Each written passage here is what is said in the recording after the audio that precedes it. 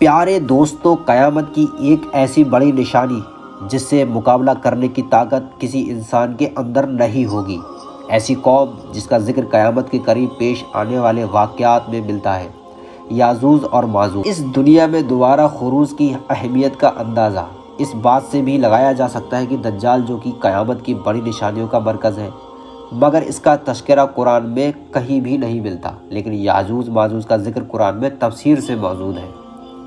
دوستو، ابواب الناس میں اس قوم کے بارے میں بہت سے مختلف خیالات پائے جاتے ہیں، مگر زیادہ تر لوگ ان کی حقیقت سے بے خبر ہیں۔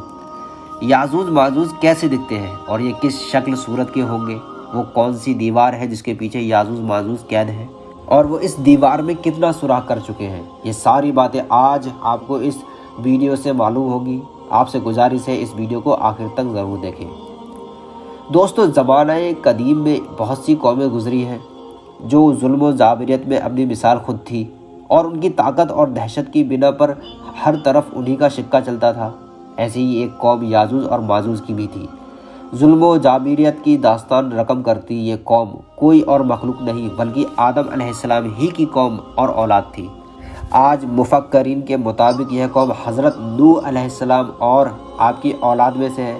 حضرت نوح علیہ السلام کے 3 بیٹے تھے، جن میں سے ایک کا نام یافس تھا اور یافس کے 12 بیٹے تھے، اور ان میں سے 2 کا نام یاجوج اور ماجوج تھا۔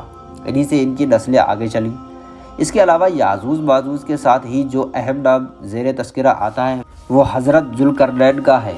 دوستو، حضرت ذوالقرنین کے بارے میں کہا جاتا ہے کہ یہ کوئی نبی نہیں بلکہ اللہ کے ایک نیک بزرگ بندے اور بادشاہ تھے، جن کو ذوالقرنین کا لقب چند وجوہات کی بنا پر دیا گیا۔ ایک تو یہ کہ وہ زمین کی 2 انتہاؤں سے سفر کیا کرتے تھے، یعنی مشرق اور مغرب کے درمیان، اور کچھ لوگوں کے مطابق انہیں یہ نام روم اور پیرس پر حکمرانی کی وجہ سے عطا کیا گیا۔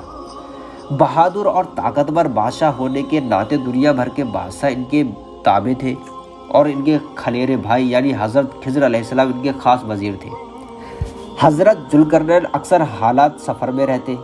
اسی دوران وہ ایک ایسی سلطنت میں پہنچے جہاں ترک آباد تھے۔ یہ سلطنت ارمینیا اور اذربائیجان کی سرحد کے قریب موجود تھی۔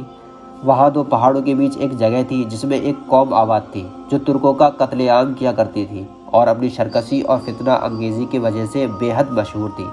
یہ قوم ہر طرف کی برائیوں کا مجموعہ تھی اور انتہائی طاقتور قوم تھی جس سے مقابلہ کرنا کسی کی بس کی بات نہیں تھی۔ اس کا ذکر قرآن کریم کی سورہ کہف میں اور حضرت ذوالقرنین کے حالات بیان کرتے ہوئے فرمایا گیا ہے کہ جب وہ اپنے شمالی مہم کے دوران 2 پہاڑوں کے درمیان پہنچا تو اسے ایسی قوم ملی جس کی زبان ناقابل فہم تھی۔ جب ترجمان کے ذریعے گفتگو ہوئی تو انہوں نے عرض کیا کہ یاجوج ماجوج اس ملک کے بڑے فسادی ہیں، اگر آپ ان کے اور ہمارے بیچ میں ایک دیوار کھڑی کر دیں تو ہم آپ کے لیے خرچ کا انتظام کریں گے۔ حضرت ذوالقرنین نے بغیر کسی خرچ یا معاوضے کے صرف ثواب کی نیت سے اس کام کو کرنے کی رضامندی ظاہر کر دی، اور ان پہاڑوں کے درمیان لوہے اور پگھلے ہوئے تانبے کی ایک موجود دیوار کھڑی کر دی، جس سے وقتی طور پر یاجوج ماجوج کا فتنہ دب گیا۔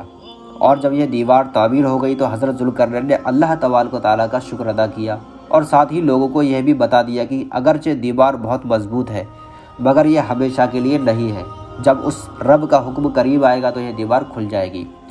صحیح بخاری حدیث میں نبی اکرم حضرت محمد صلی اللہ تعالیٰ علیہ وسلم نے اس دیوار میں تھوڑے سے سوراخ کو فتنے کے قریب ہونے سے تعبیر فرمایا تھا۔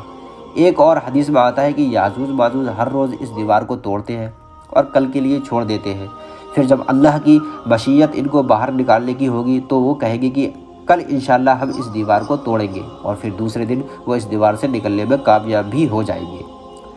جب یہ قوم آزاد ہو جائے گی تو وہ تباہی مچاتے ہوئے نکل پڑے گی، اور ان کا پہلا گروہ بحر تبریہ تک پہنچے گا اور اس جھیل کا سارا پانی پی جائے گا۔ اسی طرح جب آخری گروہ وہاں پہنچے گا تو وہ حیران ہو کر کہے گا کہ یہاں کبھی پانی ہوا کرتا تھا۔ پھر یہ قوم ہر طرف فساد برپا کر دے گی اور ہر بلندی سے اترتی ہوئی نظر آئے گی، اور ایک وقت ایسا آئے گا کہ ساری زمین پر انہی کا قبضہ ہوگا۔ جب یہ قوم یروشلم کے پہاڑ پر پہنچے گی تو کہے گی اب تمام زمین پر ہمارا قبضہ ہے، اور آسمان کی طرف تیر برسانا شروع کر دے گی، اور وہ تیر خون سے رنگے ہوئے واپس لوٹیں گے۔ نبی اکرم صلی اللہ تعالی وسلم نے ان کا حلیہ بتایا کہ ان کے قد چھوٹے ہوں گے اور چہرے چوڑے چوڑے ہوں گے، اور آنکھیں چھوٹی سی ہوں گی۔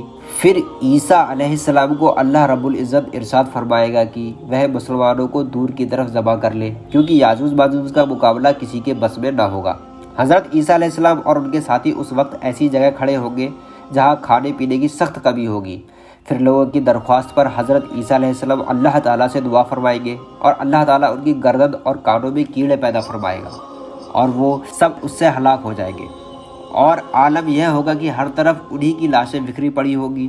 پھر اللہ رب العالمین خاص قسم کے پرندوں کو مقرر کرے گا جن کی گردنیں اونٹوں کی طرح ہوگی، اور وہ ان کی لاشوں کو اٹھا کر اس جگہ لے جائیں گے جہاں پر اللہ کا حکم ہوگا۔ پھر تیز بارش ہوگی جو ساری زمین کو صاف کر دے گی اور ہر طرف ہریالی اور خوشحالی ہوگی، اور اس طرح یاجوج ماجوج کا اس دنیا سے خاتمہ ہو جائے گا۔ دوستو، امید ہے کہ یاجوج اور ماجوج کے بارے میں یہ ویڈیو آپ کو بہت پسند آئی ہوگی۔ اس سے اپنے تمام دوستوں کو شیئر ضرور کیجیے۔